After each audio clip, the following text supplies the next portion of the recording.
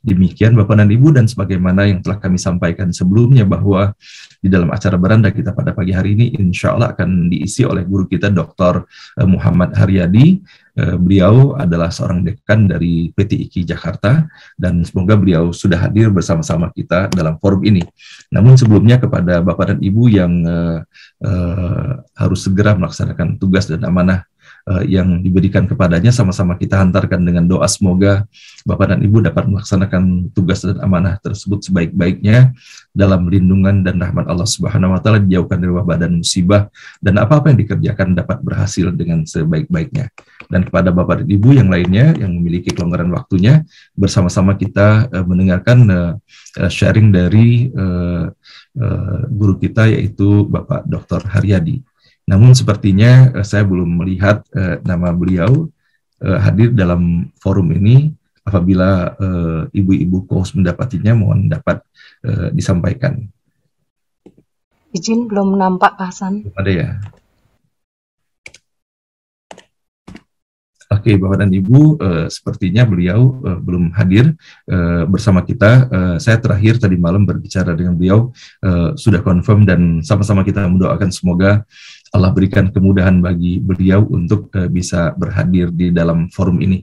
Namun apabila beliau tidak ada pada pagi hari ini, walaupun saya belum menghubungi beliau sebelumnya, saya ingin sekali pada pagi hari ini untuk memberikan kesempatan kepada Ibu Emi yang sebagaimana kita sampaikan Bapak dan Ibu bahwa di dalam menghadapi ulang tahun ngaji bareng online ini insya Allah pada tanggal 12 April 2022 ini, atas inisiatif para peserta untuk mengumpulkan tulisan-tulisan, maka Ibu Emi adalah sebagai ketua panitianya. Nah, maka pada pagi hari ini kami ingin sekali memberikan kesempatan kepada Ibu Emi untuk mengupdate kira-kira sampai sejauh mana tulisan-tulisan dari Bapak dan Ibu yang sudah masuk di dalam kepanitiaan, dan semoga tulisan-tulisan tersebut nanti pada waktunya bisa kita sajikan Bapak dan Ibu dalam bentuk buku, dan semoga menginspirasi juga kepada para peserta lainnya. Dan untuk itu kepada Ibu Emi, kami persilakan Ibu Emi dan mohon dapat mengunmute-kan audionya. Oke, Bapak dan Ibu, sepertinya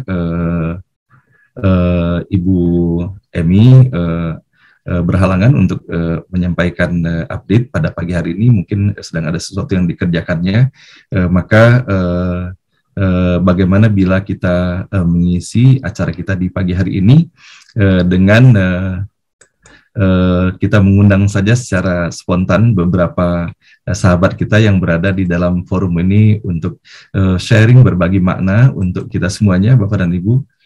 Nah, sehingga mohon izin kepada Bapak dan Ibu yang saya mintakan semoga berkenan, dan pada pagi hari ini saya ingin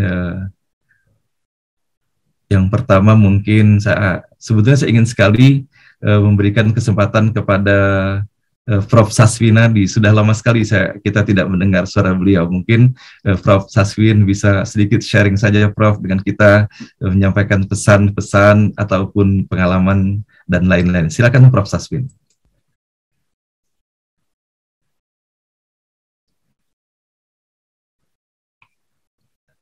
Ya.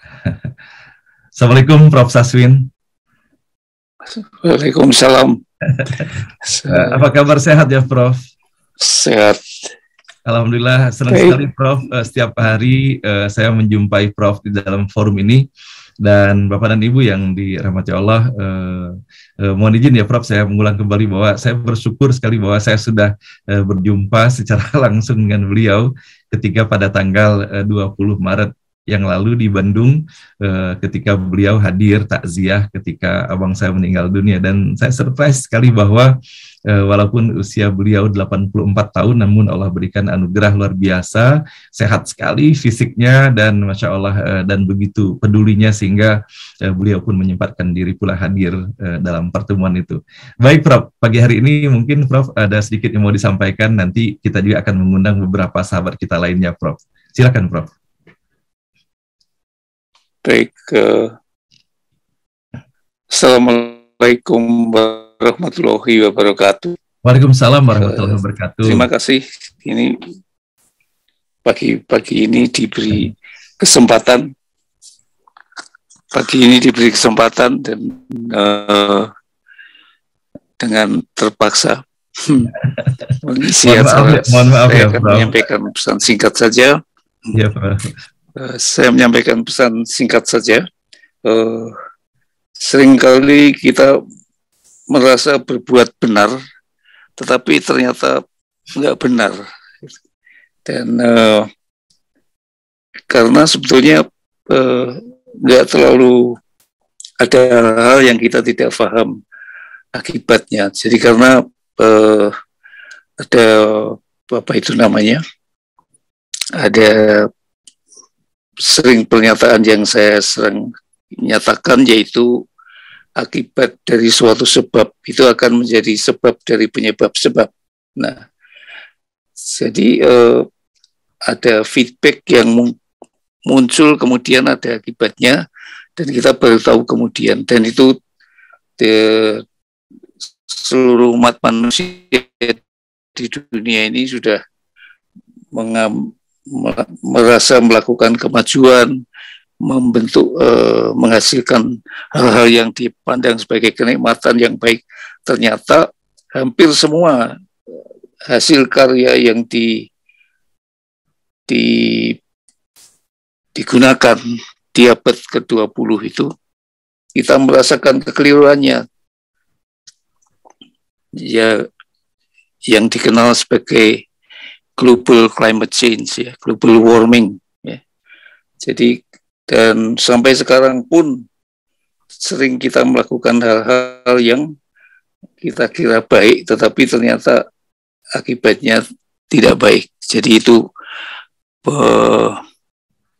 memang ada ayatnya juga itu, bahwa orang itu merusak jembatan, walaupun merasa tidak sengaja, merasa berbuat baik, tetapi tidak. Jadi penting untuk memahami bahwa akibat dari suatu sebab itu akan menjadi sebab dari penyebab sebab. Itu aja. Terima kasih, semoga ada manfaatnya. Masya Allah, terima kasih Prof. Saswinadi atas apa yang Bapak sampaikan, dan kita banyak sekali ya Prof ya melihat fenomena ataupun hal ini baik berlaku dalam diri kita sendiri ataupun dalam masyarakat. Dengan berjalannya waktu, sesuatu yang kita kira baik malah pada waktu yang lain ternyata kita bisa mendapati bahwa hal itu ternyata memberikan dampak yang tidak baik pula. Nah, mudah-mudahan Prof, paling tidak dari apa yang Prof sampaikan pada hari ini, saya mendapatkan pesan bahwa betapa kita harus berhati-hati, dan bahkan meskipun sesuatu yang kita pandang baik itu pun kita harus berhati-hati pula, karena boleh jadi hal itu ada impact ataupun ada akibat dari apa yang kita lakukan ataupun sampaikan tersebut. Terima kasih Prof. Saswinadi dan Bapak Ibu sekalian yang dirahmati Allah. Bahagianya bahwa kini kita telah mendapati guru kita Bapak Dr. Haryadi sudah hadir bersama-sama kita untuk menyampaikan tausiahnya. Dan kepada Ustadz Haryadi kami persilakan untuk mengunmute-kan audionya. Assalamualaikum. Waalaikumsalam warahmatullahi wabarakatuh. Ustadz, apa kabar Ustadz? Alhamdulillah. Terima kasih Ustadz sudah hadir lagi dalam forum ini, dan tadi sementara menunggu Ustadz, Allah berikan kesempatan kami bersilaturahim dengan Prof. Saswinadi, dan beliau menyampaikan pesan yang sangat baik sekali bagi kita semuanya. Dan baik Ustadz, kami persilakan Ustadz untuk menyampaikan tausiahnya. Baik, bismillahirrahmanirrahim. Assalamualaikum warahmatullahi wabarakatuh. Waalaikumsalam warahmatullahi wabarakatuh. Alhamdulillahirabbil alamin wal aqibatu lil muttaqin wala udwana illa 'alal zalimin. Asyhadu an la ilaha illallah al-malikul haqqul mubin wa asyhadu anna Muhammadar Rasulullah as-sadiqul wa'dil amin. Allahumma shalli wa sallim wa barik ala Muhammad wa ala alihi wa sahbihi ajma'in wa man tabi'ahum bi ihsanin ila yaumiddin. Yang sama-sama kita hormati para sesepuh, para profesor, ada Prof. Saswinadi yang sudah menyampaikan beberapa pesan kepada kita semua tadi, juga Prof. Suharyadi bersama para profesor yang lain, para penasehat NBU, para pelaksana dan juga aktivis NBO, Bapak Ibu, para sesepuh, para ahli ilmu, ahli ibadah yang senantiasa dimuliakan Allah Subhanahu wa Ta'ala. Izinkanlah pada kesempatan yang mulia ini kami mengucapkan marhaban ya Ramadan. Semoga Allah Subhanahu wa Ta'ala memberikan umur kita bisa menyempurnakan perjalanan Ramadan yang insya Allah akan kita lalui bersama dalam 1 bulan ini. Amin ya Rabbal Alamin. Bapak Ibu yang dimuliakan Allah Subhanahu wa Ta'ala, pada kesempatan yang baik ini insya Allah kami akan membahas mengenai salah satu dari istri Rasulullah SAW, yaitu Ummu Habibah. Ummu Habibah ini merupakan salah seorang yang dekat dengan Rasulullah SAW dari sisi nasab. Yang menarik adalah bahwa bapak daripada Ummu Habibah ini adalah musuh bebuyutannya Rasulullah SAW, yaitu Abu Sufyan. Kita mengetahui bagaimana Abu Sufyan yang sesungguhnya dia adalah kerabatnya Nabi, yang sesungguhnya dia adalah saudara sesusuan karena sama-sama disusui oleh Halimatus Sa'diyah. Jadi dia main bersama Nabi, dia mengetahui sejak kecil bagaimana Muhammad itu, dia mengetahui luar dan dalam. Bahkan di dalam perjalanan hidupnya ketika sudah sama-sama menjadi orang yang berpengaruh di Mekah, Abu Sufyan adalah orang yang pertama kali mendapatkan informasi bahwa di Mekah itu akan ada seorang Nabi. Lalu ketika bersama Umayyah bin Salat, seorang yang mengaku Nabi yang berasal dari Taif, dia diminta pendapatnya siapa kira-kira di Mekah itu yang cocok jadi Nabi. Ya, jadi ini diskusi antara orang yang satu mengaku sebagai Nabi, yang satu sebagai pemimpin yang ada di Quraisy. Sehingga Umayyah bin Salat ini sempat bertanya, ini kira-kira yang menurut engkau cocok jadi Nabi siapa di Mekah? Lalu Abu Sufyan mengatakan, bagaimana dengan mertuaku? Mertuaku itu namanya Utbah bin Rabi'ah. Dia baik orangnya, dia memiliki pengaruh yang kuat, dia memiliki banyak anak, dia memiliki juga banyak harta, dan kebaikannya juga banyak. Lalu Umayyah bin Salat, Nabi yang berasal dari orang yang mengaku menjadi Nabi dari Taif ini mengatakan, umur berapa dia? Umurnya 50 tahun. Oh enggak. Nabi ini adalah Nabi yang umurnya 40-an tahun. Lalu ada enggak orang di luar itu? Bagaimana dengan bapaknya Khalid bin Walid, Al-Walid bin Mughirah? Dia lebih bijaksana lagi. Dia lebih banyak lagi hartanya. Jadi kalau di Mekah itu orang yang paling kaya hartanya dari sisi kaum laki-laki adalah Al-Walid bin Mughirah, bapaknya Khalid bin Walid. Lalu dari sisi perempuan nanti salah satunya adalah Khadijah bin Khuwailid, istrinya Rasulullah SAW. Ketika disebutkan sifat-sifat dari Al-Walid bin Mughirah, umur berapa dia? Dia juga lebih tua sedikit daripada mertuaku. Lalu kemudian Umayyah bin Salat ini mengatakan, enggak, dia harus umur ya di bawah 40 tahun sedikit, atau 40 tahun sekitar. Nah, begitu dia pulang nanti sampai di Mekah, Muhammad menyatakan diri sebagai Nabi, dia masih tidak percaya Muhammad itu adalah seorang Nabi.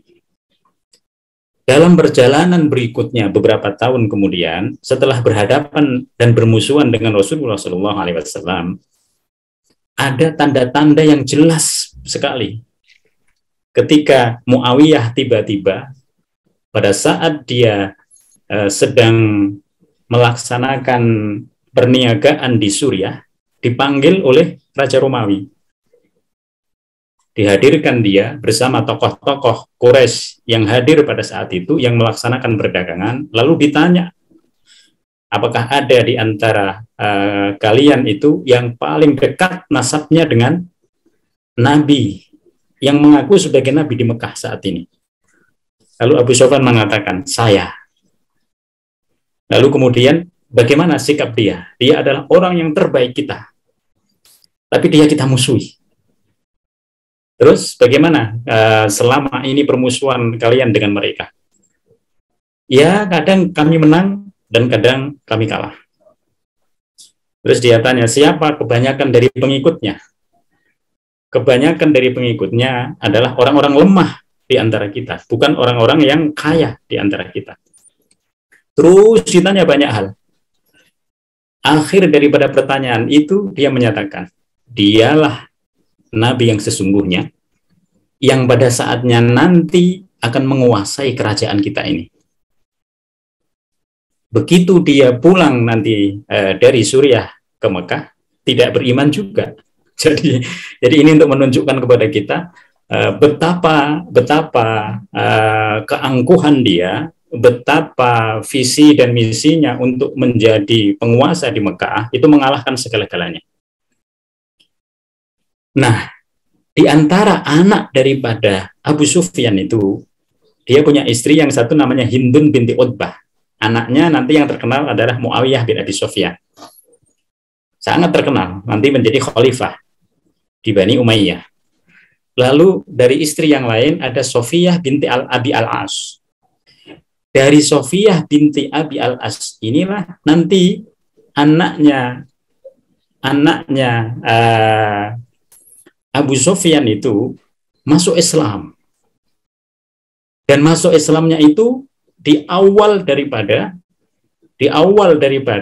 Rasulullah SAW menyampaikan dakwah, yaitu setelah 3 tahun Rasulullah SAW menyampaikan dakwah. Nah, apa yang menarik di sini, Bapak Ibu sekalian? Yang menarik bahwa ketika Allah mencintai seseorang, dalam hadis dikatakan, maka Allah akan memberikan keimanan. Tetapi ketika Allah Subhanahu wa Ta'ala memberikan harta, kekayaan, jabatan, dan lain sebagainya, itu Allah bisa memberikan kepada siapapun yang dia sukai. Tetapi keimanan itu hanya diberikan oleh Allah Subhanahu wa Ta'ala kepada orang yang dicintai. Oleh sebab itu, bisa jadi bapak dan ibunya dia tidak beriman, tapi anaknya nanti beriman. Bisa jadi bapak dan ibunya beriman, tapi nanti anaknya justru dia murtad. Nah, ini untuk menunjukkan kepada kita segala sesuatu itu bisa sangat terjadi.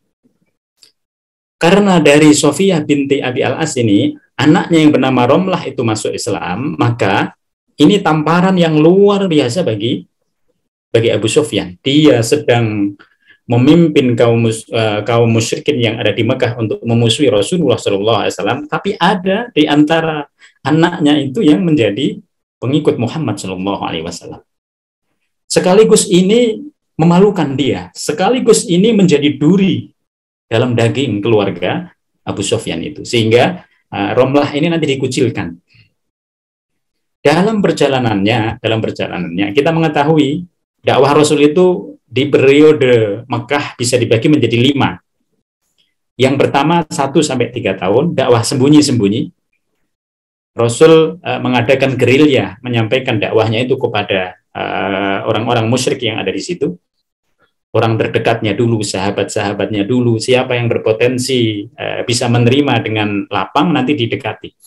Lalu kemudian 3-5 tahun. 3-5 tahun ini Rasul mulai berdakwah dengan terang-terangan.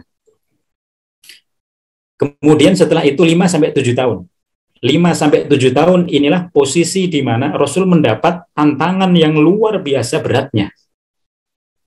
Sehingga pada tahun ke-5 dari dakwahnya beliau, nanti beliau meminta kepada kaum muslimin untuk hijrah. Hijrah yang pertama itu adalah ke Habasyah, yaitu ke Ethiopia. Tekanan dan kemudian penyiksaan orang-orang Quraisy lebih hebat lagi nanti pada tahun yang 7-10. Di situ mereka melakukan bukan hanya tekanan dari sisi penyiksaan, tetapi Rasulullah Shallallahu Alaihi Wasallam itu ditutup semua akses ekonominya. Sehingga pada saat itu 3 tahun berturut-turut Rasulullah Shallallahu Alaihi Wasallam bersama kaum muslimin itu mengalami masa paceklik yang luar biasa. Karena tidak diperbolehkan mereka mengadakan perniagaan dengan apapun dan mengadakan hubungan ekonomi dengan siapapun selama 3 tahun tersebut. Disinilah nanti Romlah itu mengambil perintahnya Rasulullah SAW untuk hijrah ke Habasyah. Jadi hijrah ke Habasyah itu 2 kali. Yang pertama pada tahun kelima dakwah Nabi, yang kedua pada tahun yang ke-7 dakwah Nabi Muhammad SAW. Di situ Romlah ikut. Kenapa Romlah ikut? Ini tidak ada dalam buku sejarah. Kalau kita bisa menganalisis, kalau kita mencoba untuk melakukan analisis, maka bisa jadi dia sudah tidak kuasa lagi melihat apa yang dilakukan oleh bapaknya terhadap kaum muslimin. Sehingga pada satu sisi ketika dia sudah masuk Islam, dia mengikuti perintahnya Rasulullah Shallallahu Alaihi Wasallam. Tapi pada sisi lain ada anomali dalam dirinya. Kok ayahnya yang dekat dengan Muhammad Shallallahu Alaihi Wasallam tidak kunjung mendapatkan hidayah dari Allah Subhanahu Wa Taala, tapi malah menjadi orang yang pertama yang memimpin kabilah-kabilah dalam kaum musyrikin itu untuk memusuhi Rasulullah Shallallahu Alaihi Wasallam. Lalu hijrahlah dia bersama suaminya yang bernama Ubaidillah binti Jahsy. Hijrah dia bersama 86 orang dari Mekah menuju ke Habasyah, dipimpin oleh Ja'far bin Abi Thalib. Sesampainya di Habasyah, di sini menarik. Apa yang dikatakan oleh Rasul? Jadi Rasulullah Shallallahu Alaihi Wasallam 2 tahun sebelumnya itu sudah mengatakan, hijrahlah kalian semua ke Habasyah. Di situ ada seorang raja yang terkenal arif dan juga terkenal bijaksana. Raja ini namanya Raja Najasyi. Analisa Rasulullah Shallallahu Alaihi Wasallam ini ternyata analisa geografis yang didasarkan pada pengalaman Rasulullah Shallallahu Alaihi Wasallam terhadap keadaan yang ada di Arab dan sekitarnya. Kita mengetahui bahwa sebelum menjadi nabi, beliau adalah pedagang. Dia tahu bagaimana kondisi di Suriah, dia tahu bagaimana kondisi di Iran, dia tahu bagaimana kondisi di Yaman dan sekitarnya. Rasul mempertimbangkan bahwa di Romawi itu ada raja di sana yang menggunakan Alkitab sebagai pedomannya, tetapi itu tidak dijadikan sebagai amalan sehari-hari. Amalan sehari-harinya ngikutin kemauan daripada hawa nafsu mereka. Lalu ada di Persia. Di Persia ini rajanya bersama penduduk yang ada di situ menyembah api. Maaf, ini ditulis berhala. Menyembah api mereka. Penyembah api ini ketika nanti kaum muslim datang ke sana, dia tidak akan bersikap toleran. Karena berbeda penyembahannya secara diametral. Lalu Rasul mengamati apa yang terjadi di Habasyah, yaitu di Ethiopia. Di situ ada Raja Nasrani yang memegang ketauhidan dan menjadikan Nabi Isa alaihissalam itu sebagai tetap Rasulnya Allah Subhanahu Wa Taala. Dari sinilah Rasulullah Shallallahu Alaihi Wasallam memerintahkan kepada kaum muslimin untuk melakukan hijrah ke Habasyah. Ternyata betul. Begitu kaum muslimin hijrah ke sana, mereka diterima dengan baik oleh raja yang ada di Habasyah tersebut. Apa yang menarik Bapak Ibu sekalian? Yang menarik ini salah seorang di antara muhajirah yang ada di sana, perempuan yang hijrah itu adalah Ummu Habibah. Ummu Habibah ini pada saat hijrah dia mengandung. Bisa kita bayangkan perjalanan dari Mekah menuju ke Ethiopia hanya dengan melalui perahu. Dalam perjalanan itu dia mengandung.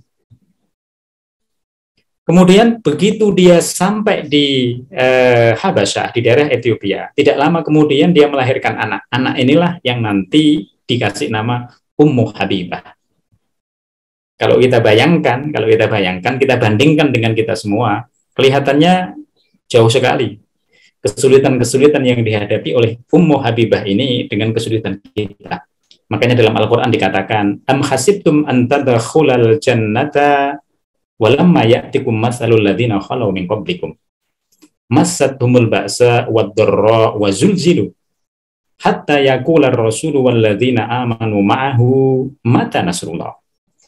Jadi kaum muslimin dalam perjuangan bersama Rasulullah SAW itu kadang mengharap-harap pertolongannya Allah. Mereka ditimpa kesulitan, mereka mengalami pertentangan yang luar biasa, mereka ditimpa kemiskinan, mereka mengalami kekurangan yang luar biasa. Wazulzilu, bahkan seringkali mereka itu mengalami goncangan dalam keluarga mereka. Inilah nanti yang terjadi kepada Ummu Habibah bersama suaminya Ubaidillah bin Jahsy. Setelah beberapa lama di situ, dia bermimpi. Dalam mimpinya itu, dia melihat penampilan suaminya sangat buruk. Sehingga dia terkejut dengan mimpi itu. Begitu pagi harinya dia ketemu dengan suaminya, lalu suaminya mengatakan, Ya Ummu Habibah, wahai Ummu Habibah, pagi ini, saya pindah agama. Engkau mengetahui, dulu saya agamanya Nasrani. Lalu aku ikut kepada agamanya Muhammad. Begitu di sini, aku pengen kembali lagi ke agama Nasrani. Apa yang men-trigger dia untuk pindah ke agama itu? Ternyata dia ingin meneruskan kebiasaan-kebiasaan buruknya, minum-minuman keras. Lalu Ummu Habibah mengatakan, wahai suamiku, sungguh kalau sampai itu terjadi, maka itu adalah keburukan yang luar biasa pada dirimu. Kalau itu betul-betul terjadi, itu adalah fitnah yang terbesar bagi keluarga kita. Tapi suaminya ini tetap pada pendirian. Dia akhirnya murtad dari agama Islam, lalu memiliki kebiasaan minum-minum. Sampai pada akhirnya dia meninggal dalam keadaan tidak muslim. Apa yang menarik kemudian setelah itu, Bapak Ibu sekalian? Kita bisa bayangkan hidup di tempat orang lain sebagai seorang imigran, tidak punya suami, sementara untuk menghidupi dirinya sendiri itu sulit. Tetapi itu yang harus dijalani oleh Ummu Habibah. Anak dari orang yang seandainya dia mau tinggal di Makkah, dia aman dari sisi ekonomi, dia aman dari berbagai kesulitan, dia aman dari semua kesulitan dunia. Tetapi karena dia memeluk agama Islam, dia pindah agamanya, berbeda dengan agama orang tuanya, maka dia harus tanggung semuanya itu. Maka selama 13 tahun dia berada di Habasyah. Beliau semangat menjalani hidup. Bahkan yang menarik adalah bahwa beliau ini tetap punya kebiasaan untuk bersedekah. Maka dia disebut sebagai orang yang paling banyak sedekahnya dan konsisten dalam sedekah itu adalah Ummu Habibah. Kita mengetahui bahwa ibadah itu punya makom. Nah, kita yang paling jelas makom kita di sholat. Sehingga kita terasa, kalau nggak sholat itu terasa. Tapi kita belum punya makom mungkin di puasa. Sehingga kalau kita tidak puasa sunnah, itu hal yang biasa buat kita. Padahal kalau Ramadan ini bisa kita lanjutkan, harusnya Ramadan itu menyemangati 11 bulan yang lain untuk bisa kita punya makom dalam kaitannya dengan ibadah puasa. Demikian juga dengan sedekah. Kita mungkin tidak punya makom di sedekah, karena sedekah kita itu sporadis. Sedekah kita itu tidak tersistematis sebagaimana kita sholat, sehingga kita tidak punya posisi yang posisi kita itu tidak jelas dalam infak, juga dalam sedekah, juga dalam puasa. Kita betul-betul punya posisi itu hanya dalam sholat. Ini tidak bagi Ummu Habibah. Jadi beliau dalam keadaan sulit, tapi beliau tetap membiasakan untuk senantiasa bersedekah. Sehingga nanti di antara istri-istri Rasulullah SAW, beliau ini yang paling terkenal senantiasa bersedekah. 13 tahun beliau mengalami kesulitan. 13 tahun beliau semangat hidup dalam kesendirian dengan membesarkan anaknya Habibah tadi. Allah Subhanahu wa taala pada akhirnya memberikan jalan keluar. Kita mengetahui dalam Al-Qur'an, "Wa may yattaqillaha yaj'al lahu makhraja wa yarzuqhu min haitsu la yahtasib." Barang siapa yang bertakwa kepada Allah Subhanahu wa taala, maka Allah akan memberikan jalan keluar. Allah akan memberikan rizki min haitsu la yahtasib, dari sisi yang tidak dia sangka-sangka. Maka kalau kita melihat kepada penjelasan Imam Al-Marawi, yang disebut dengan rizki yang tidak disangka-sangka itu ada 3 macam. Yang pertama, rizki yang di luar daripada perhitungan kita, melebihi dari perhitungan kita. Kita sudah menghitung kalkulasi dapat sekian-sekian, ternyata lebih. Itulah disebut min haitsu la yahtasib. Yang kedua, rizki yang kita tidak memintanya. Kita tidak memintanya, tapi diberikan oleh Allah Subhanahu wa taala. Ini banyak sekali. Kita hanya berangan-angan dalam hati, muncul dalam hati, ya Allah, kayaknya sekarang pengen makan durian. Nggak lama kemudian ada orang yang menawarkan kita untuk makan durian. Demikian juga yang lain. Pengen begini, baru ada dalam hati kita, tapi nggak lama kemudian dia muncul. Jadi rezeki yang tidak kita minta. Yang ketiga, yang disebut dengan rezeki min haitsu la yahtasib adalah rezeki yang bukan merupakan pekerjaan kita. Kita bekerjanya ini, tapi kemudian kita dapat bonus. Bonusnya itu yang disebut dengan min haitsu la yahtasib. Maka Ummu Habibah ini di luar yang dia sangka-sangka, tiba-tiba di tahun yang ke-13 ketika dia berada di Habasyah itu, dia bermimpi. Mimpinya itu ketemu dengan seorang pria yang rupawan, yang menyapa dia dan mengagetkan dia. Jadi ada 2 mimpi tadi. Yang pertama, mimpi yang buruk. Ketika mimpi yang buruk itu, dia belum berani langsung mengatakan kepada suaminya. Begitu paginya suaminya mengatakan sesuatu, baru dia menyampaikan. Karena kita diajari oleh Rasulullah SAW, mimpi itu ada 3 macam. Yang pertama, kalau mimpi itu mimpi yang baik, itu berasal dari Allah Subhanahu wa taala. Maka mengucapkanlah alhamdulillah. Kalau mimpi itu mimpi yang buruk, itu berasal dari setan. Maka jangan dikatakan kepada siapapun. Tapi mimpi yang ketiga ini adalah mimpi isyarat dari Allah Subhanahu wa taala. Yang kalau dia baik ataupun buruk itu merupakan isyarat yang berasal dari Allah Subhanahu wa taala. Nanti terbukti kebenarannya. Ummu Habibah termasuk yang memperhatikan bahwa mimpi dia ketika suaminya keluar dari Islam itu terbukti. Mimpi berikutnya ketika dia bermimpi ada seseorang yang menyapa dia, yang mengagetkan dia, dan itu adalah pria yang rupawan, dia berpikir ini isyarat apa lagi dari Allah Subhanahu wa ta'ala. Lalu tidak lama kemudian tiba-tiba Nabi berkirim surat kepada Raja Najasyi. Nabi meminta kepada Raja Najasyi untuk menikah, untuk melamarkan beliau dengan Ummu Habibah. Begitu membaca surat dari Rasulullah SAW, Raja Najasyi menyetujuinya. Lalu Raja Najasyi lah yang melamarkan Rasulullah SAW kepada Ummu Habibah. Dia mengutus seorang budak yang bernama Abraha datang ke rumahnya Ummu Habibah, lalu menyampaikan bahwa Nabi Muhammad SAW mengirim surat kepada raja kami. Lalu beliau meminta untuk melamarkan engkau. Oleh sebab itu, bersiap-siaplah sekarang. Bersiap-siaplah sekarang.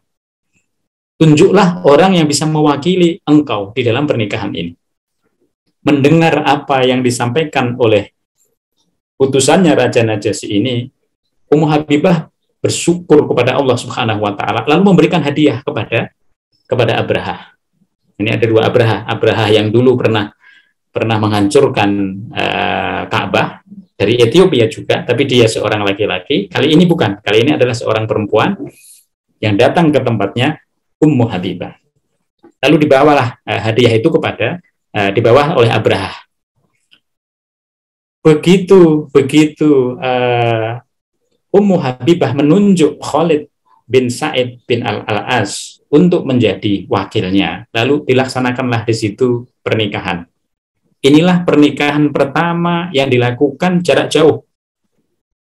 Jadi Rasul berada di Madinah, sementara Ummu Habibah berada di Habasyah, di Ethiopia. Dilakukan proses pernikahan di situ, lalu Raja Najasyi memberikan maharnya itu 400 dinar. Bisa dibayangkan berapa banyaknya 400 dinar itu. Bisa dibayangkan kalau yang memberi itu seorang raja bagaimana. Tentu bukan hanya mahar. Karena di Ethiopia pada waktu itu sangat terkenal dengan parfumnya. Jadi kayu gaharu itu sudah ada pada saat itu. Dan terkenal juga dengan baju yang sangat istimewa dari Ethiopia. Maka sebagian dari baju yang diberikan oleh Abraha itu nanti disampaikan kepada Rasulullah SAW. Apa yang istimewa dalam pernikahan ini, Bapak Ibu sekalian?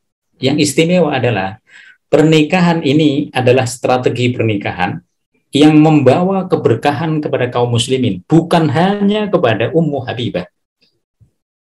Tentu Ummu Habibah dengan perjuangannya yang luar biasa tadi, lalu dinikahi oleh Rasulullah SAW, itu merupakan keistimewaan yang tiada taranya. Tapi ternyata keberkahan itu bukan hanya pada dirinya sendiri. Dengan dinikahinya Ummu Habibah dan Rasulullah SAW meminta kepada Raja Najasyi untuk melamarkan dia, untuk menikahkan sekaligus.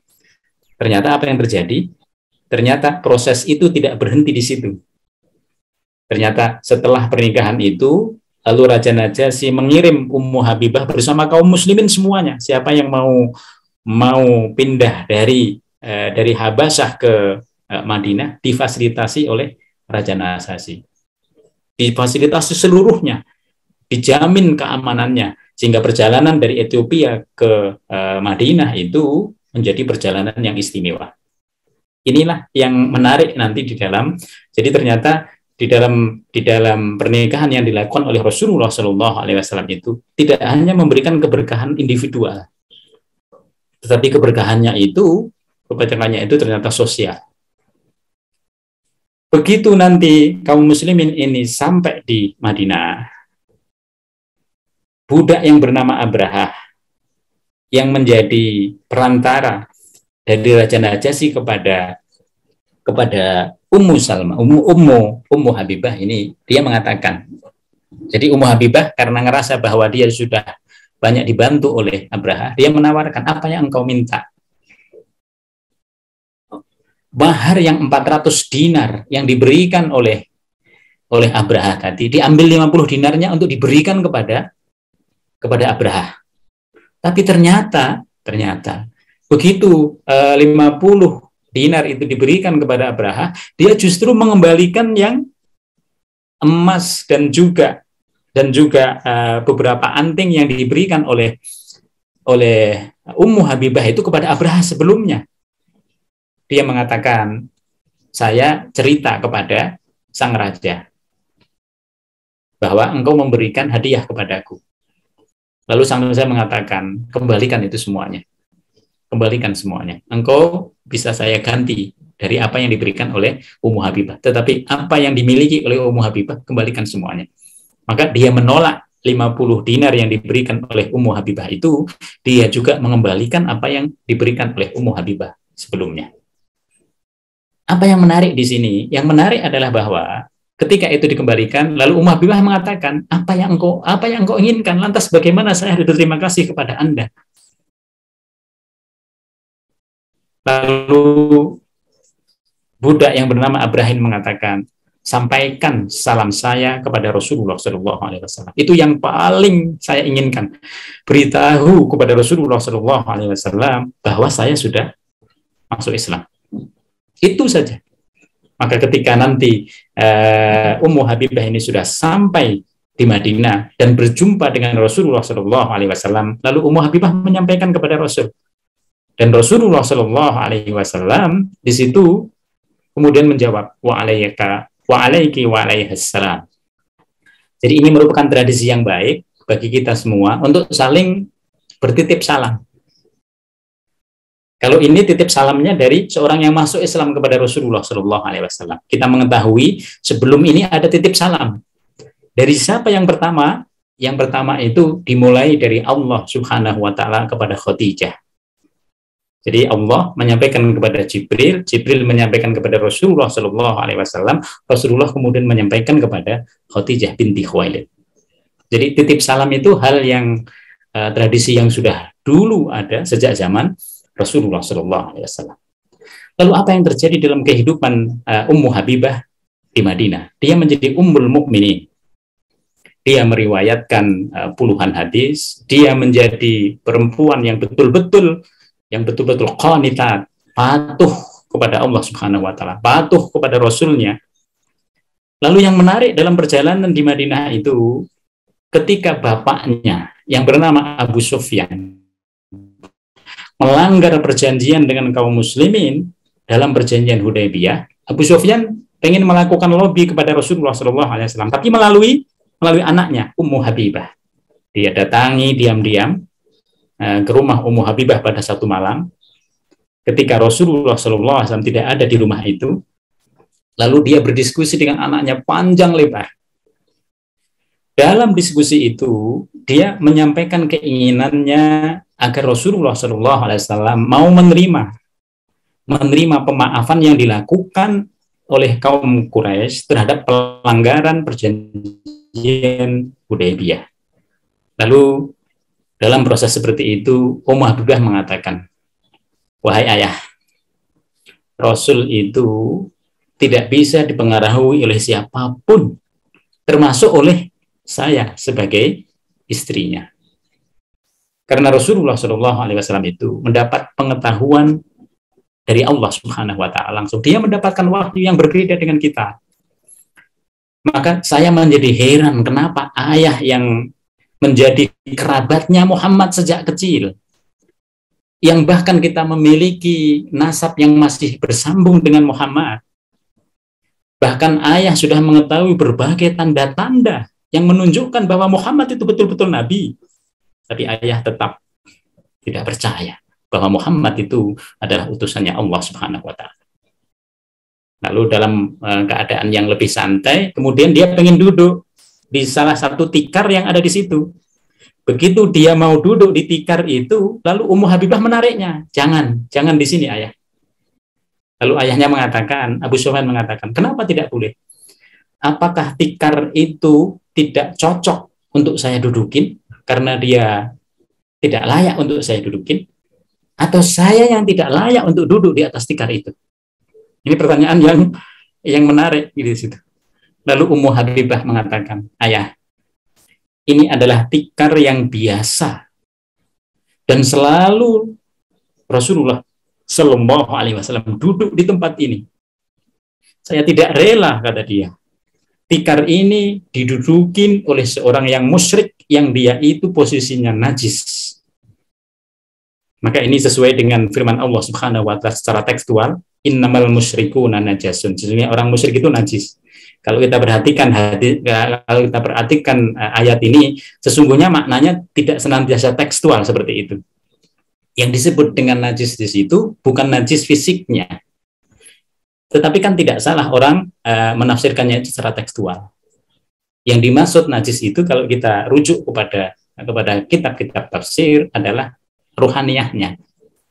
Maka kalau kita melihat ada orang Islam yang sholat di satu masjid, lalu setelah dia sholat di situ lalu dipel masjidnya, nah itu salah dia memahaminya. Ini sudah Muslim kok dianggap najis, ya gitu. Yang najis itu adalah orang yang musyrik, sebagaimana yang dilakukan oleh Ummu Habibah terhadap ayahnya sendiri. Lalu ayahnya tersinggung dengan perlakuan yang dilakukan oleh Ummu Habibah itu. Tapi Ummu Habibah mengatakan, tidak bisa ayah. Ini adalah tikar yang di dalamnya mengandung keberkahan.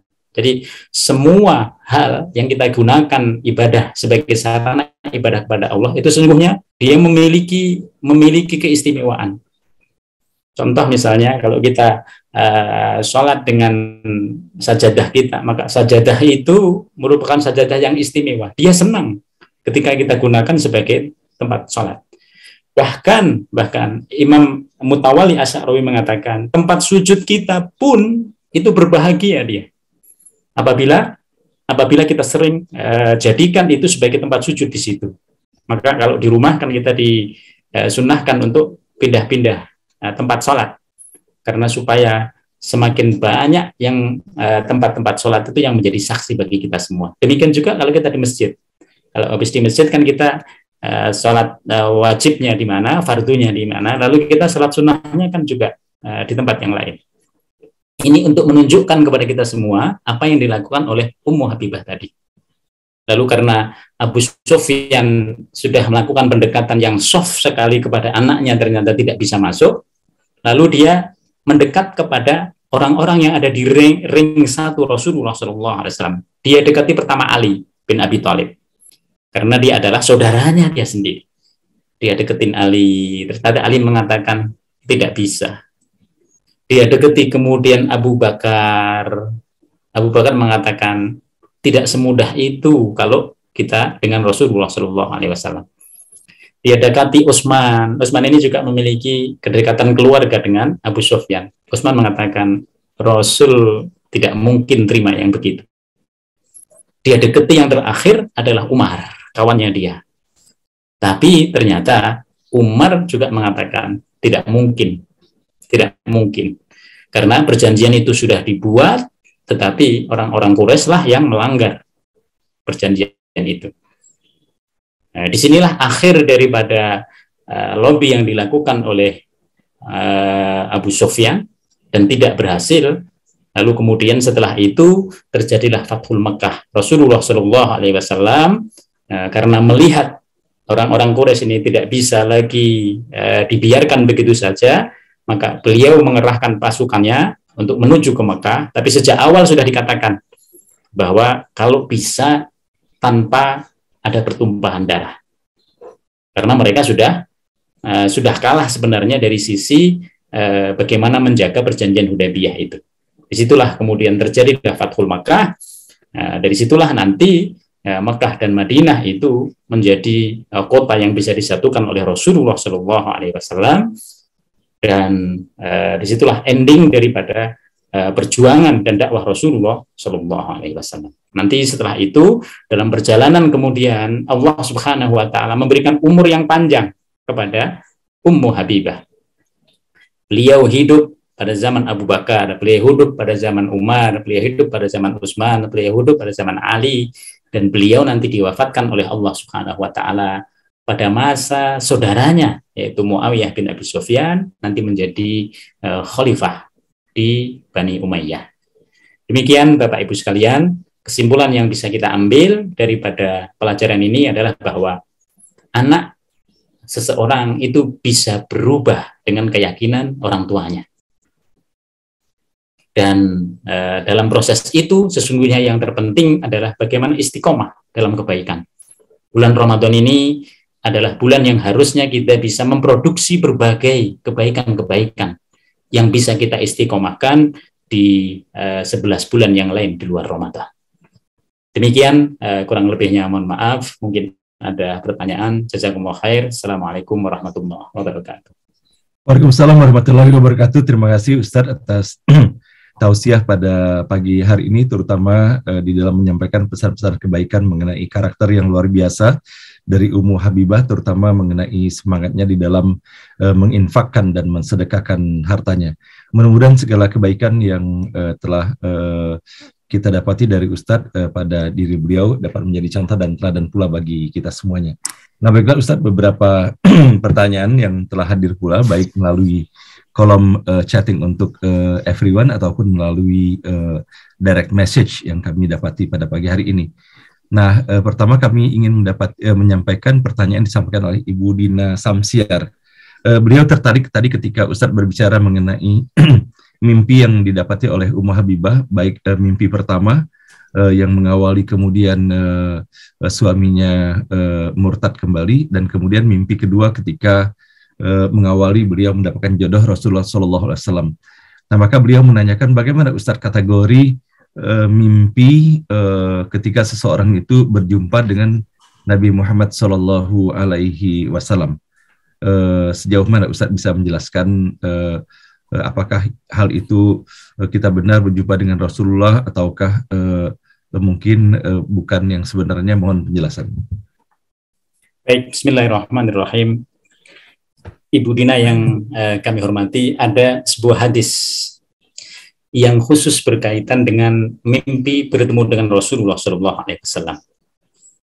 Hadis itu menyatakan bahwa barang siapa yang bermimpi bertemu dengan aku, maka ia betul-betul bertemu dengan aku. Karena sesungguhnya setan tidak bisa menyerupaiku. Nah, ini adalah hadis dari Rasulullah SAW. Berdasarkan hadis ini secara umum bisa kita pahami bahwa kalau seseorang bermimpi betul berjumpa dengan Rasulullah SAW, itu besar kemungkinannya memang itu adalah Rasul.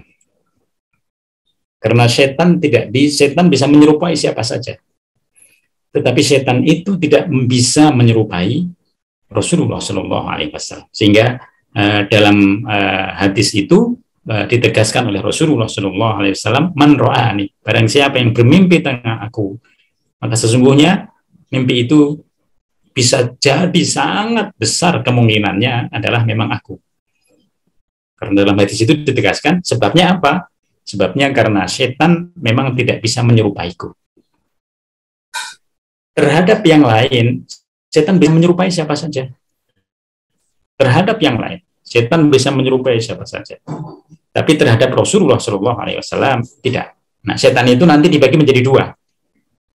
Setan itu ada yang menempel di kita, yang disebut dengan korin. Jadi semua kita itu punya korin baik dan korin yang buruk. Itu otomatis. Inilah korin yang dalam kajian berbagai ulama itu dia selalu ada pada kita. Maka baik dan buruk itu selalu ada. Tapi ada setan yang berada di dunia bebas. Jadi yang mengganggu kita, yang menjerumuskan kita, yang mengajak kita dalam banyak hal. Ini setan yang berada di dunia bebas ini. Dia ini datang kepada kita setiap saat, tetapi kalau kita berada dalam ketaatan kepada Allah, dia menjauh. Ketika kita membaca Al-Quran, dia menjauh. Ketika bulan Ramadan, dia ini dibelenggu. Setan yang mana yang dibelenggu? Ini setan-setan yang umum tadi. Tapi ada yang senantiasa bersama kita. Ya, bersama kita itu yang korin tadi. Maka nanti dalam kajian ulama, nah, korin ini berbeda dengan yang bebas itu tadi. Oleh sebab itu, kalau orang bermimpi bertemu dengan Rasulullah SAW, maka bisa jadi kemungkinan besar betul itu adalah Rasul.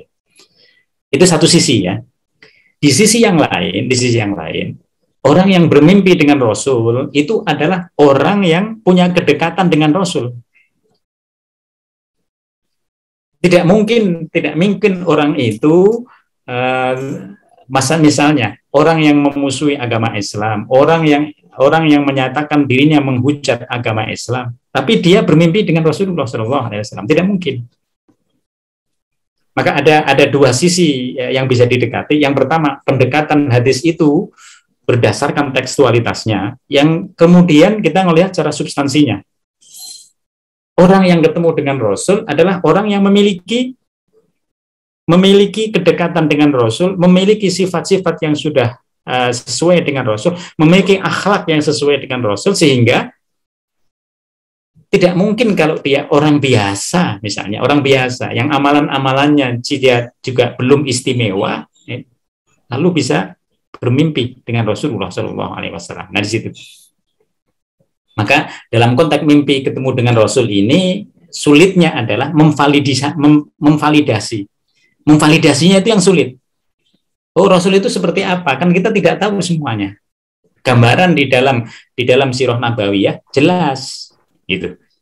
Maka bagi orang-orang yang mengetahui secara detail akan sirah nabawiyah, bagaimana muka Rasul, bagaimana punggungnya Rasul, bagaimana rambutnya Rasul. Inilah orang-orang yang dekat, yang mengetahui sesungguhnya bagaimana sebenarnya raut muka, fiturnya dan lain sebagainya yang ada pada diri Rasulullah SAW. Tapi kalau orang itu tidak tahu apa-apa, ibadahnya juga biasa-biasa, mungkinkah dia bermimpi ketemu Rasul? Nah, di situ pertanyaan. Secara logika tidak mungkin. Nah, di situ. Jadi ini secara tekstualnya seperti itu, nanti secara substansinya nanti secara konteksnya nanti seperti itu. Maka yang bisa bermimpi ketemu dengan Rasulullah SAW itu memang orang-orang yang khusus, yang memiliki tingkat ibadah yang khusus, yang memiliki akhlak yang khusus, yang memiliki kedekatan khusus dengan Rasulullah SAW. Baik, terima kasih Ustadz. Nah, terus kemudian Ustadz, ini ada pertanyaan juga berikutnya yang terdapat di direct message ini terkait dengan mimpi berjumpa dengan Rasulullah. Sebaiknya apakah ketika kita bermimpi berjumpa Rasulullah itu kita menjadikan sebagai sesuatu yang berharga private, ataukah kemudian kita sebarkan kepada orang lain gitu Ustadz? Bagaimana nasihat Ustadz sebaiknya kalau seandainya kita menjadi bagian kelak yang mendapatkan rezeki berjumpa dengan Rasulullah dalam mimpi itu Ustadz? Kalau kita bermimpi bertemu dengan Rasulullah SAW, sebaiknya kita bawa kepada orang yang lebih alim dari kita. Kita bisa melihatlah, kira-kira kepada siapa ini saya harus sampaikan. Kepada orang yang lebih alim, kepada orang yang lebih dalam ilmunya, kepada orang yang lebih tekun ibadahnya daripada kita. Lalu kita sampaikan itu. Kalau itu kita sampaikan kepada yang bersangkutan, maka yang bersangkutan itu tidak akan kemana-mana. Berbeda kalau kita menyampaikannya kepada siapapun. Nah, di situ ini menjadi fitnah nanti. Ya, maka ketika seseorang itu bermimpi dengan Rasul, dia merasa bahwa itu merupakan ini rezeki saya, ini bisa bertemu dengan Rasulullah SAW. Nah, maka sebaiknya nanti validitasnya itu dibawa kepada orang yang lebih tahu, lebih alim, lebih dalam semuanya, juga lebih taat daripada kita semua. Supaya apa? Supaya nanti dapat gambaran. Kira-kira apakah ini betul mimpi saya itu adalah mimpi ketemu Rasulullah SAW gitu, atau mimpi itu mimpi yang sebenarnya kan ada 3 hal tadi kami sebut.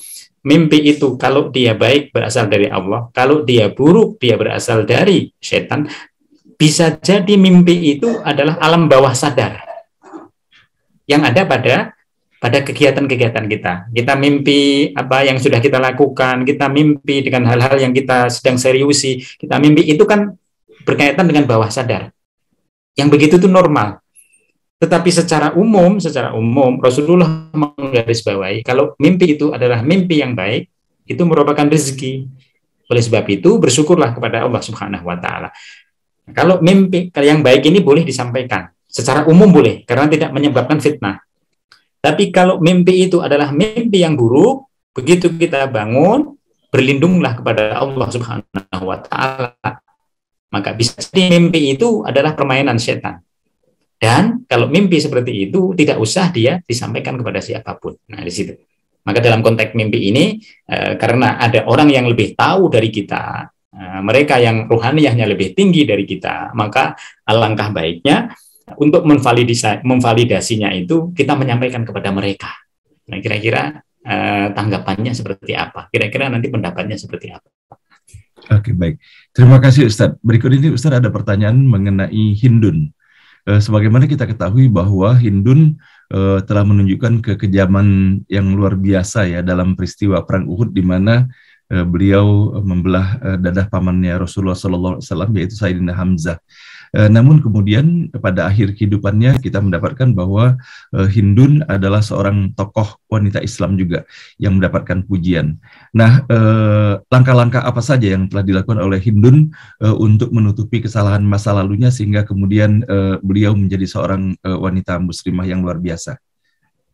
Baik, kita mengetahui Bapak Ibu sekalian, Hindun binti Utbah bin Robi'ah.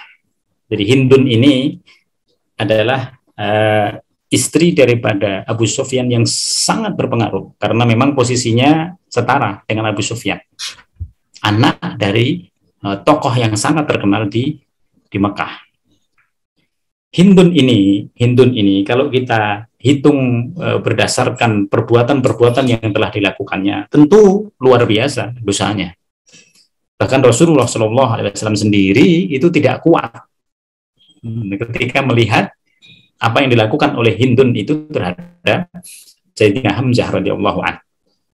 Namun perhatikan,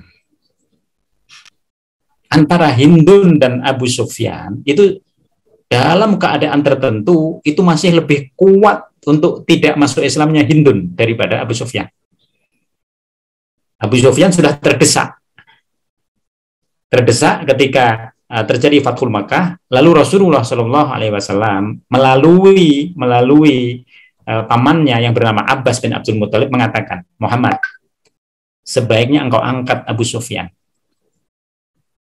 karena dia tidak akan bisa tersentuh hatinya kalau engkau tidak muliakan dia. Maka dalam salah satu kalimat ketika Rasulullah SAW masuk ke Makkah itu, beliau mengatakan, siapa yang masuk ke dalam Masjidil Haram, dia aman. Siapa yang masuk ke dalam rumahnya masing-masing, lalu menutup rapat-rapat pintu dan jendela, karena dikhawatirkan mereka melakukan serangan terhadap kaum muslimin, mereka aman. Yang ketiga, siapa yang masuk rumahnya Abu Sufyan, dia aman. Apa yang terjadi Bapak Ibu sekalian? Hindun, karena dia bukan politisi, dia lebih mendahulukan emosionalnya. Dia tetap tidak bisa masuk Islam. Sementara Abu Sufyan, itu tersentuh dia. Dengan apa yang dilakukan oleh Muhammad seperti itu, ini sudah tidak bisa lagi kita berhadapan dengan Muhammad. Sudah tidak bisa dikalahkan. Tidak ada jalan lain kecuali kita harus menerima Islam. Karena sudah tidak ada lagi exit. Exitnya apa? Exitnya harus keluar dari Mekah. Yang keluar dari Mekah siapa? Sudah ada yang keluar dari Mekah. Sofwan bin Umayyah sudah keluar dari Mekah. Kemudian anaknya Abu Jahal, dia sudah keluar dari Mekah. Karena dia mau berhadapan-hadapan dengan Rasulullah SAW sampai mati dari situ. Tapi dua orang ini nanti kembali. Sementara Abu Sufyan, dia realistis. Dia realistis di basic sebagai seorang politisi, dia masuk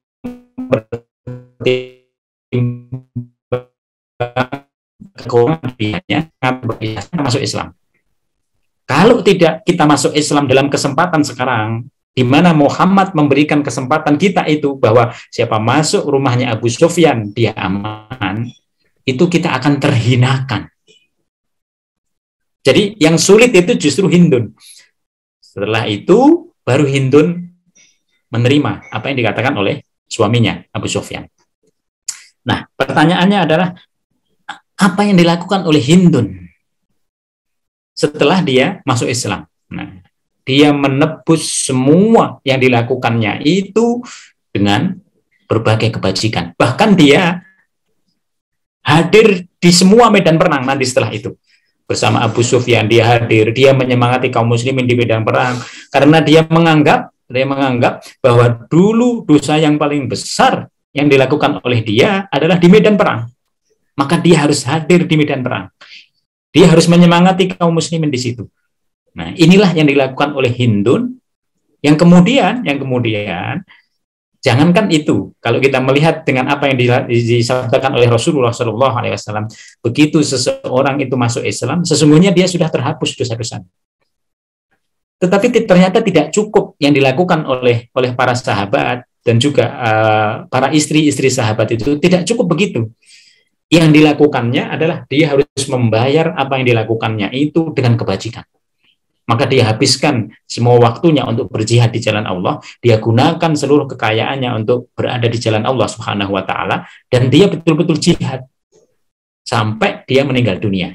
Nah, yang menarik adalah apa yang menarik Bapak Ibu sekalian? Masing-masing orang itu punya makom tadi. Jadi orang yang masuk Islam tidak memusuhi Rasulullah SAW seperti Abu Bakar, Utsman, Ali, itu mereka dapat tempat yang berbeda dengan orang-orang yang memusuhi. Kita bisa lihat itu, Umar awalnya memang memusuhi, tetapi dia mendapatkan tempat yang istimewa di antara orang yang memusuhi Rasul. Lihat nanti Khalid bin Walid, dia memusuhi Rasulullah SAW. Lihat Amr bin As, dia mendapatkan tempat yang berbeda dengan tempatnya sahabat-sahabat yang lain yang tidak memusuhi Rasulullah SAW. Yang berbeda dengan Umar di situ. Nanti orang-orang yang masuk Islam terakhir di Fathul Makkah ini juga mendapatkan posisi yang berbeda dengan mereka yang lebih dulu masuk Islam. Sekaligus ini menunjukkan kepada kita bahwa sesungguhnya amalan kita itu sangat tergantung nanti. Amalan kita, baik dan buruknya itu, dia selalu punya implikasi dia. Implikasi baik yang langsung di dunia, maupun nanti implikasi di akhirat. Kalau di akhirat lebih jelas lagi. Tapi kalau di dunia saja sudah kelihatan nanti.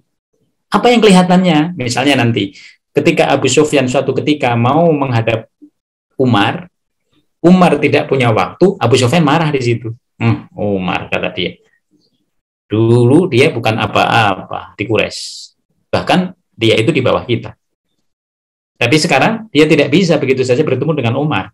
Karena sudah banyak orang yang harus didahulukan oleh Umar. Sementara Abu Sufyan itu memang orang yang datang belakangan.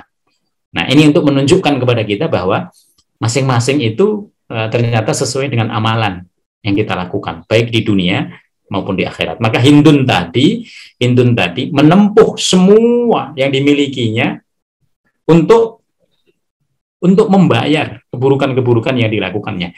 Inilah yang dilakukan oleh para sahabat dan juga istri-istri sahabat Rasulullah SAW. Baik, terima kasih Ustaz.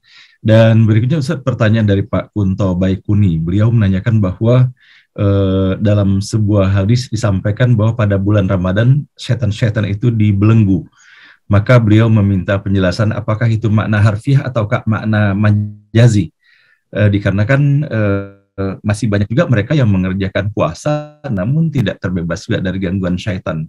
Mohon penjelasan. Dan dilanjutkan, atau jika seseorang menunaikan ibadah saum dengan secara totalitas mujahadah, maka syaitan itu akan terbelenggu bagi dirinya. Mohon penjelasan Ustaz. Baik. Di dalam menjelaskan sebuah hadis dan juga menjelaskan Al-Quran, selalu ada yang berpandangan tekstual. Seperti tadi Ummu Habibah melihat ayahnya mau duduk di situ, dia mengatakan, tidak ayah, karena engkau najis. Nah, ini tekstual.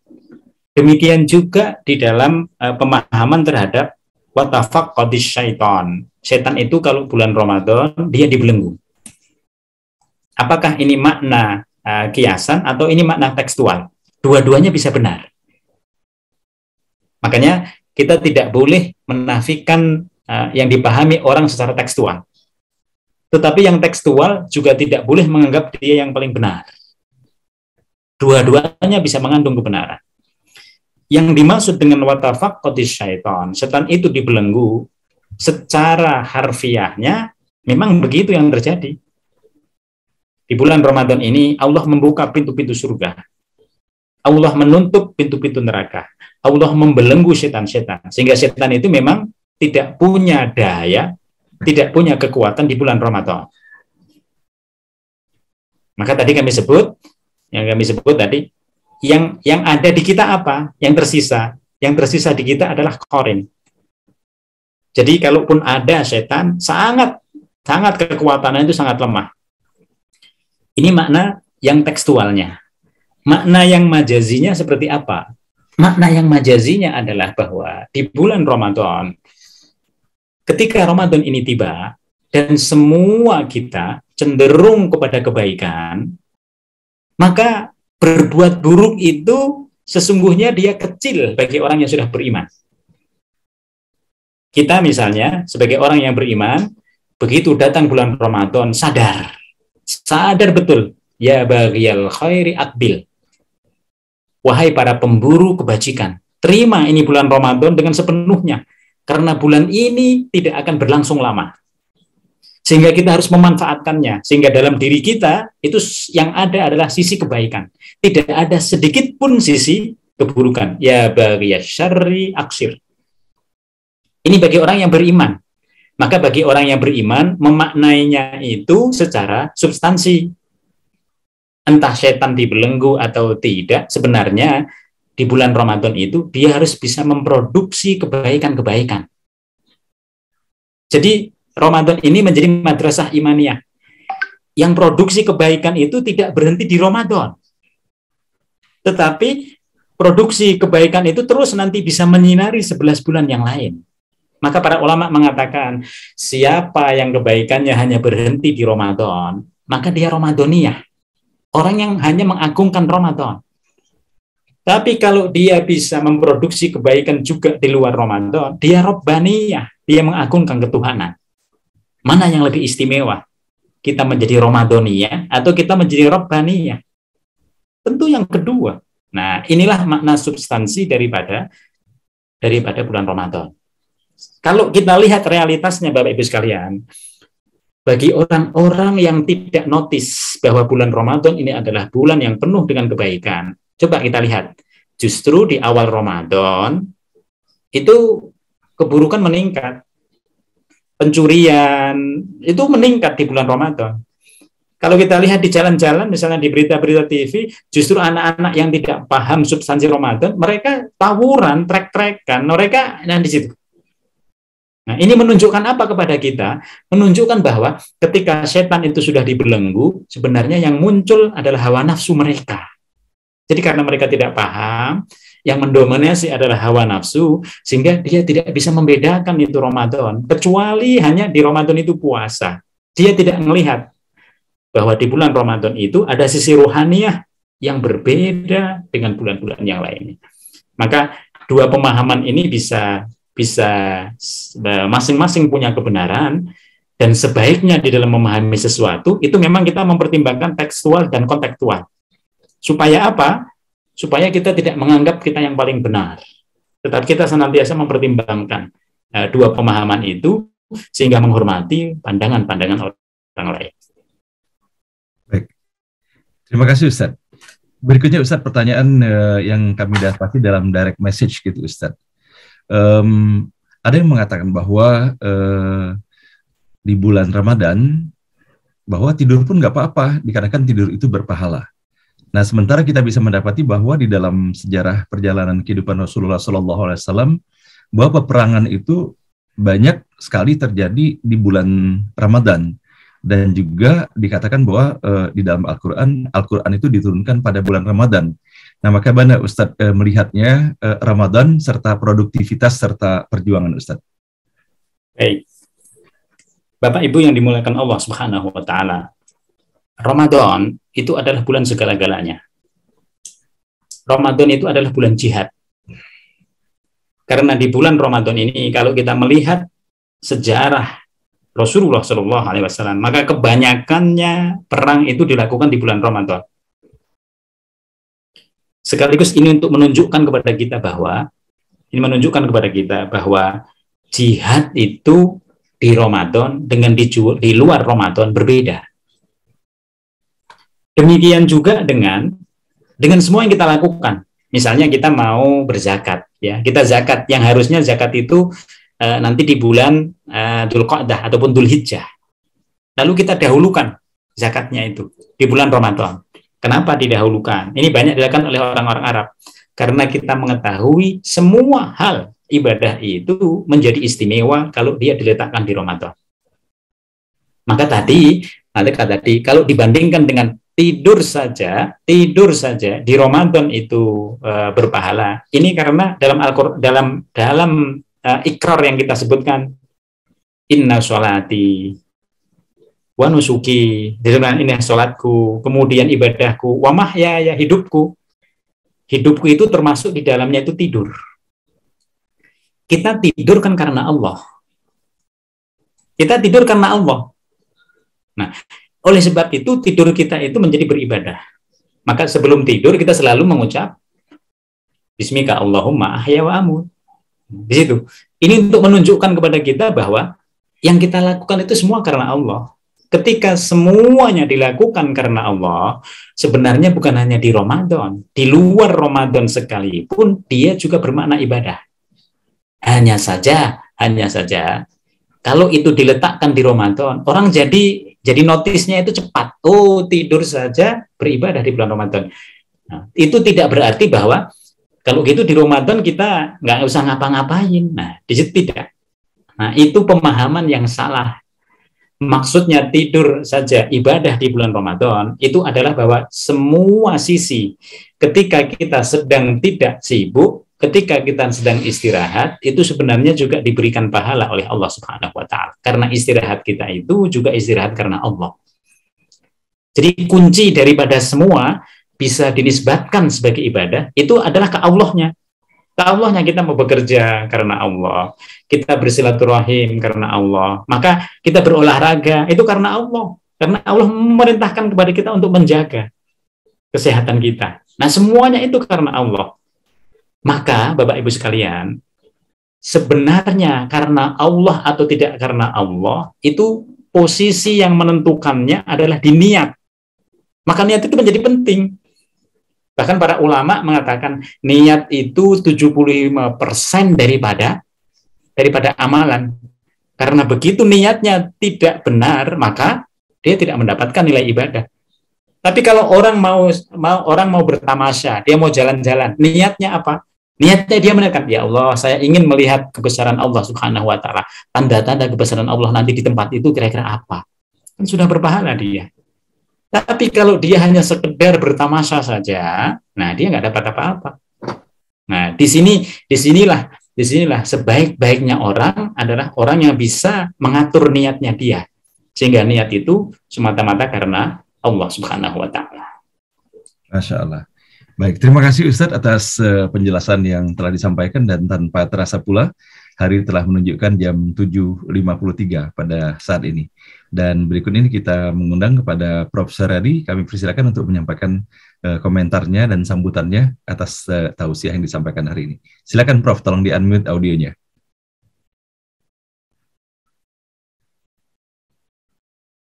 Di-unmute Prof. Ya. Terima kasih Ustaz Nasruddin Thoyib yang saya hormati, Pak Dr. Muhammad Aryadi, Bapak Ibu sekalian yang masih bertahan 354 orang. Assalamualaikum warahmatullahi wabarakatuh.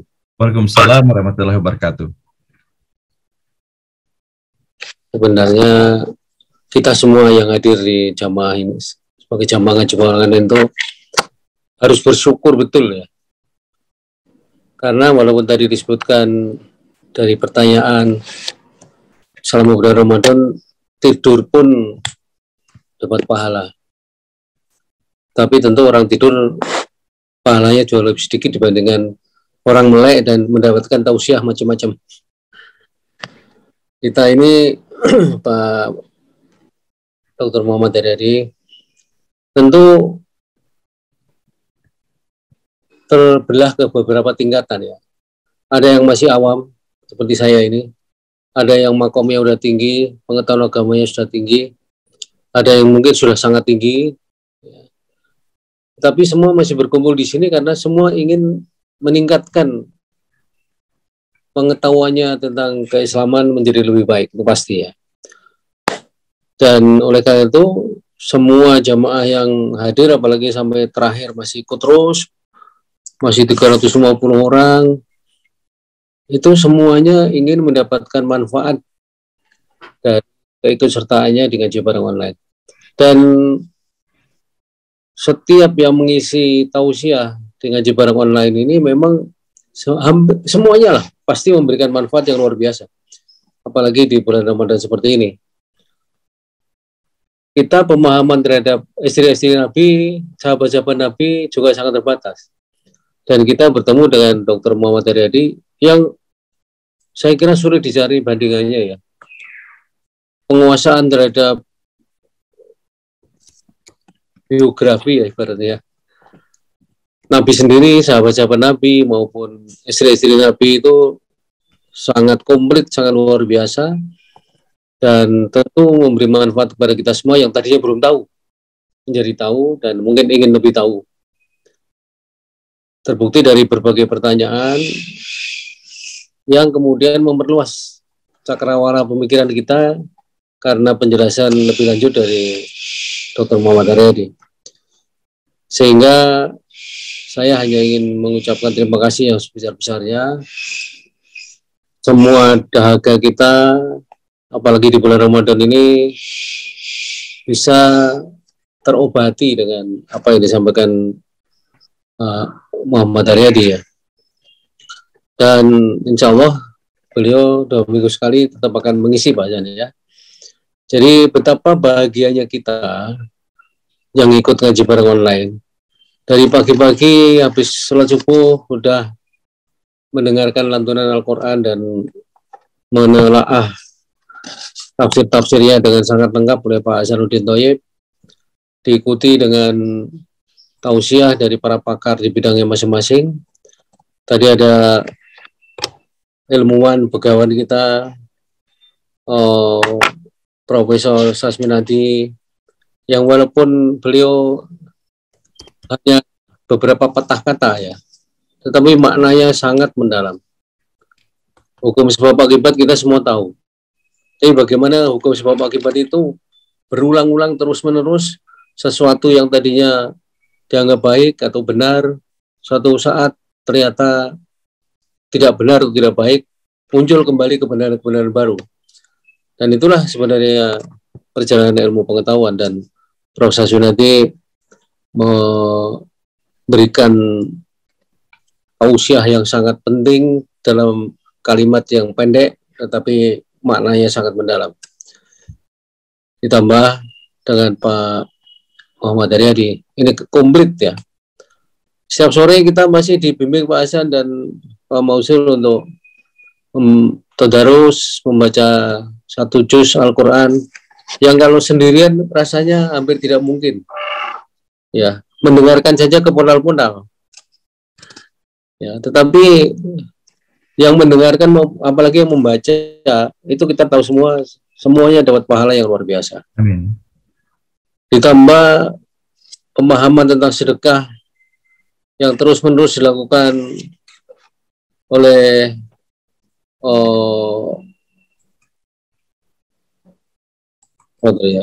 putrinya Abu Sofyan yang kemudian menjadi istri Nabi, Ummu Habibah ya, yang begitu luar biasa. Dan sedekah itu sebagaimana tadi Dr. Haryadi menyampaikan, jangan hanya kita di Ramadaniyah saja gitu ya, hanya bulan Ramadan saja seolah-olah kita semua kebaikan kita curahkan semua di situ, tapi setelah Ramadan kebiasaan-kebiasaan yang kurang baik muncul kembali ya. Ini saya kira satu anjuran yang sangat baik dan sangat luar biasa untuk kita perhatikan bersama. Jadi tidak ada kata lain, hanya terima kasih yang besar-besarnya Dr. Muhammad Aryadi atas tausiahnya, dan kepada Pak Hasanuddin terima kasih telah selalu menampilkan para tokoh-tokoh untuk mengisi beranda ini dengan orang-orang yang mumpuni di bidangnya masing-masing. Terima kasih atas segala perhatiannya. Assalamualaikum warahmatullahi wabarakatuh. Waalaikumsalam warahmatullahi wabarakatuh. Terima kasih Prof. Syaradi atas sambutan dan ulasannya. Semoga sehat walafiat selalu dalam limpahan rahmat, barakah dan ridha Allah Subhanahu wa taala. Begitu juga Undira, semoga semakin jaya dan memberikan manfaat dalam upaya mencerdaskan dan membangun karakter anak-anak bangsa. Baiklah Bapak dan Ibu yang dirahmati Allah, kita sampai kepada penghujung acara kita pada pagi hari ini, dan kembali kami ingin menyampaikan kepada Bapak dan Ibu untuk penulisan buku NBO menulis pada pagi hari ini, dikarenakan hanya tinggal beberapa hari lagi ya kita sampai pada hari H, yaitu mensyukuri tanggal 12 April, yaitu hari pertama meluncurkan ngaji bareng online ini, di mana pada hari itu kita akan meluncurkan buku secara virtual ya, buku digital. Mungkin sedikit saja dari Ketua Panitia Ibu Emi untuk menyampaikan sepatah dua patah katanya, hanya sekedar penyemangat saja agar Bapak dan Ibu yang belum mengumpulkan tulisannya dapat menyusulkannya pada hari-hari terakhir ini. Kepada Ibu Emi, kami persilakan Bu Emi. Sepatah dua patah kata saja, silakan. Tolong di-unmute Bu Emi. Ya. Assalamualaikum warahmatullahi wabarakatuh. Waalaikumsalam warahmatullahi wabarakatuh. Pak Ibu jamaah ngaji bareng online yang terhormat, alhamdulillah sampai dengan hari ini panitia sudah menerima lebih dari 30 artikel dan puisi ya. Jadi kita berniat seperti tadi yang disampaikan oleh Ustadz Muhammad Haryadi, kita mempunyai niat agar buku kita ini menjadi syiar di jalan Allah Subhanahu wa Ta'ala. Karena buku ini adalah buku tumbuh, kami tetap menantikan artikel-artikel ataupun puisi dari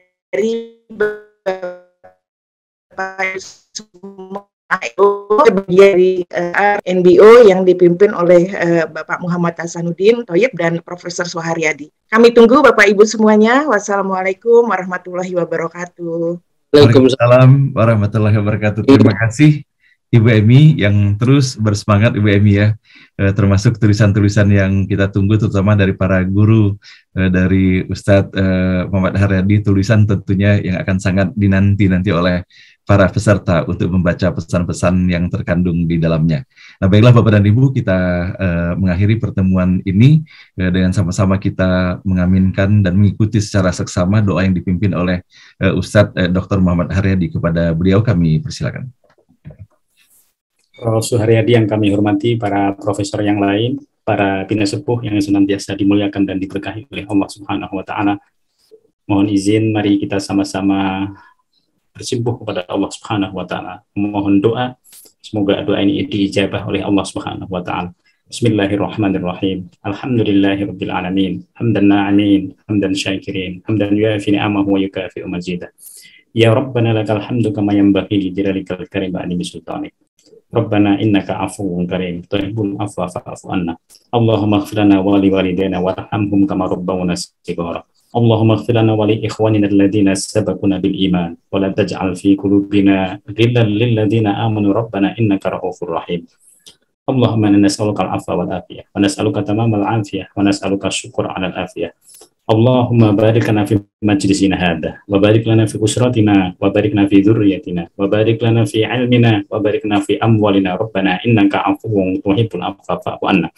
Allahumma la tada' lana dhanban illa ghafartah wa la hamman illa farajtah wa la daynan illa qadaitah wa la hajatan min hawaijid dunya illa qadaitah wa yassartaha ya rabbal alamin. Allahumma barik lana fi Ramadan. Allahumma barik lana fi Ramadan. Allahumma barik lana Ramadan. Rabbana atina fid dunya hasanah wa fil akhirati hasanah wa qina adzabannar. Walhamdulillahi rabbil alamin. Amin ya rabbal alamin. Selanjutnya mohon maaf. Assalamualaikum warahmatullahi wabarakatuh. Waalaikumsalam warahmatullahi wabarakatuh. Terima kasih Ustadz atas doa dan tausiah yang telah diantarkan pada pagi hari ini. Nah baiklah Prof. Suharyadi serta Bapak dan Ibu semuanya, dengan berakhirnya doa maka berakhir pula acara ngaji bar online untuk episode hari ini. Insya Allah kita berjumpa lagi nanti sore di dalam melaksanakan acara tadarus, dan kita akan membaca pada hari ini pada juz keempat. Mudah-mudahan kita semua diberikan kemudahan, keistiqomahan untuk bergabung dalam acara pada jam 16.30 nanti sore dengan menggunakan link yang sama yang telah kita gunakan sejak hari pertama. Demikian, mohon maaf lahir dan batin, wabillahi taufiq wal hidayah. Wassalamualaikum warahmatullahi wabarakatuh.